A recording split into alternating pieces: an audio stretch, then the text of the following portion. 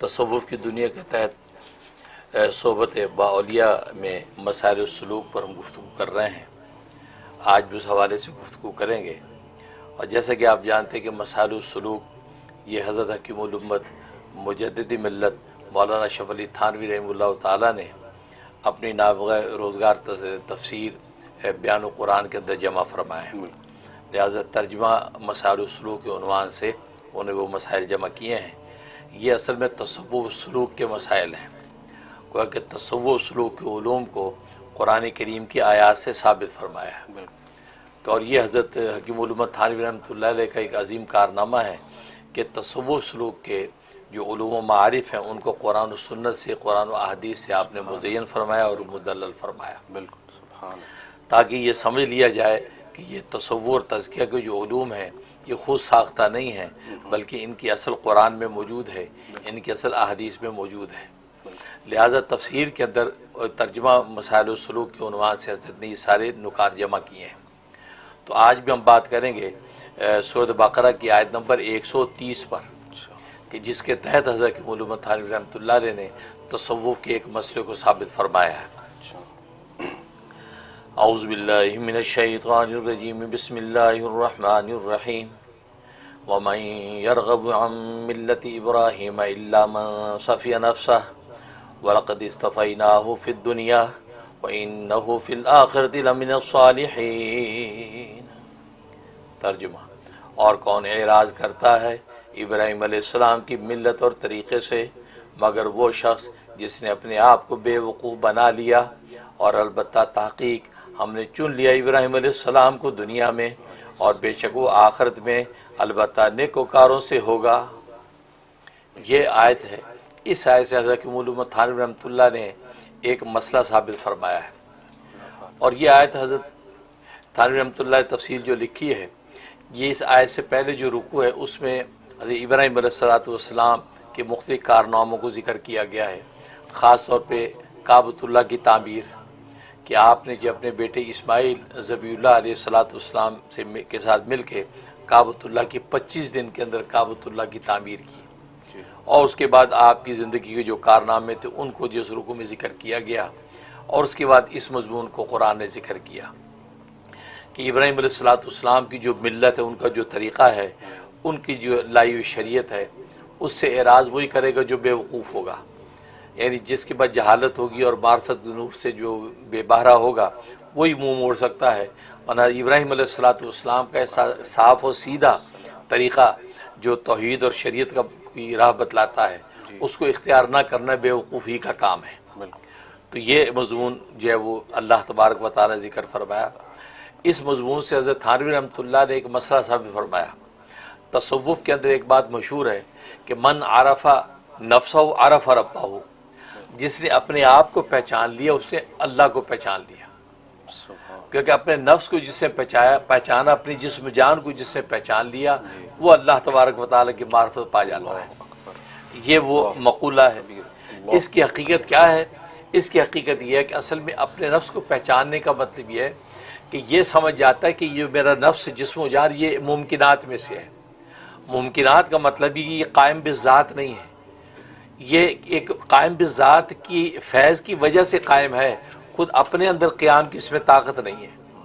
نہ اس کے اندر وجود اختیار کرنے کی طاقت، نہ بقا کی طاقت، نہ قیام کی طاقت ہے۔ ہاں ایک اور ذات ہے جس نے اس کو قائم رکھا ہوا ہے، اور ظاہر وہ واجب الوجود ہے، وہ اللہ تبارک و تعالیٰ کی ذات ہے۔ تو اللہ تبارک و تعالیٰ جو واجب الوجود ہے، جو قائم بالذات حی قیوم ہے، وہ اگر اس کو قائم رکھنا چاہتا تو یہ قائم رہتا ہے۔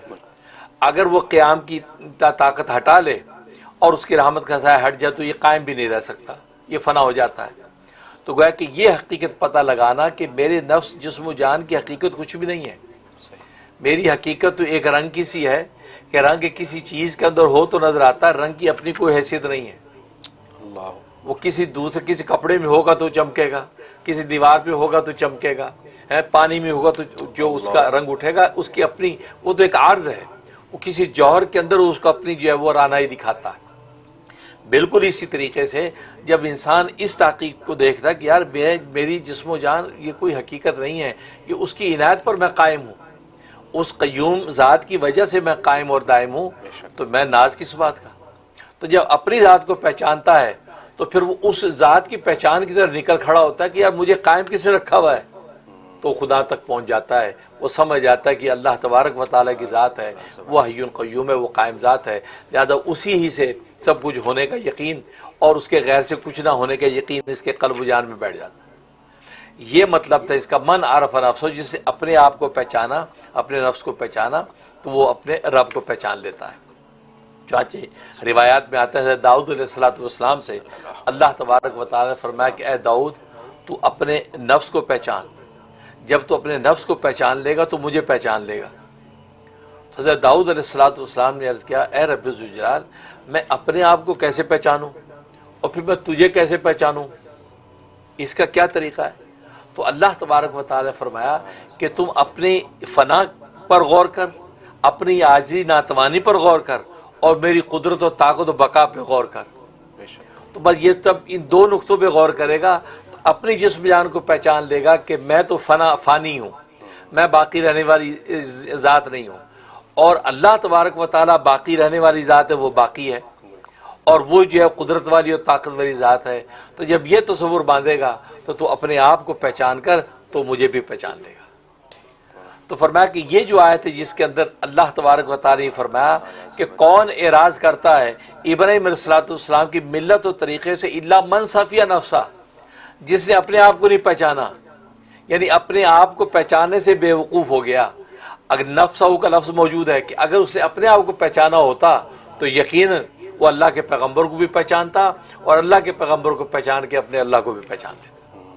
تو اس سے یہ وہ اصل نکل آئی اس مقولے کی کہ جس نے اپنے آپ کو پہچانا انہیں اللہ کو پہچان لیا۔ اس لیے فرمایا ومن صفیہ نفسہ کہ جس نے، اور یہاں پر جو ہے یہ صفات جو فرمایا کہ یہ جو جہالت ہے یہ معرفت کے مقابلے میں ہے، کیونکہ ایک جہل علم کے مقابلے میں ہوتا ہے اور ایک جہل معرفت کے مقابلے میں، یا معرفت کے مقابلے میں ہے کہ اس نے اپنے نفس کی بصیرت کے ساتھ معرفت ہی نہیں کی، یہ ویسے سمجھتا ہے کہ میں بھی ایک چیز ہوں، میں بھی ایک مخلوق ہوں، میں بھی دنیا کے اندر جینے اور رہنے آیا ہوں، لیکن اس سے بصیرت کی آنکھ سے اپنے آپ کو نہیں پہچانا کہ بھئی میں ہوں کیا، میں تو ایک فانی چیز ہوں، میری کوئی حقیقت نہیں، حقیقت اس باقی ذات کی ہے۔ تو اگر یہ اس طرح دیکھتا تو فرمایا کہ وہ ابراہیم علیہ السلام کی ملت سے انکار نہ کرتا، کہ ابراہیم علیہ السلام کی ملت خالص توحید پر مبنی ہے، وہ ایسے موحد اعظم ہے کہ انہیں اللہ تبارک و تعالیٰ کی ذات کو پہچانا، اس پہچان کا نتیجہ تھا ان پر ایسے امتحانات آئے، یہاں تک کہ نارے نمرود میں پھینکے گئے، بستی سے نکالے گئے، کیسی کیسی آزمائشیں آئیں، اور پھر اپنی معصوم جو ہے وہ بچے اور اپنی جوان سال بیوی کو وہ بے آب ہو گیا جنگل کے اندر مکہ میں چھوڑ کے آئے، بڑی بڑی آزمائشیں آئیں، لیکن چونکہ وہ اللہ کو پہچان چکے تھے لہٰذا اس کے امر پر عمل کرتے ہوئے ہر قربانی کے لیے تیار رہتے تھے۔ اگر اللہ کو نہ پہچانا ہوتا تو یقیناً اتنی بڑی بڑی قربانیاں دینا کسی بشر کی بس کی بات نہیں تھی۔ بس یہی مطلب تھا کہ یہ جس نے اپنے آپ کو پہچانا اس نے رب کو پہچان لیا۔ اس آیت سے حضرت فرماتے ہیں یہ جو اصول ہے وہ اس کی اصل یہ آیت ہے کہ جس سے اس کا استعمال کیا جاتا ہے۔ سبحان اللہ، سبحان اللہ، جزاک اللہ خیر حضرت، بہت خوبصورت بات فرمائی آپ نے، ارشاد فرمائی۔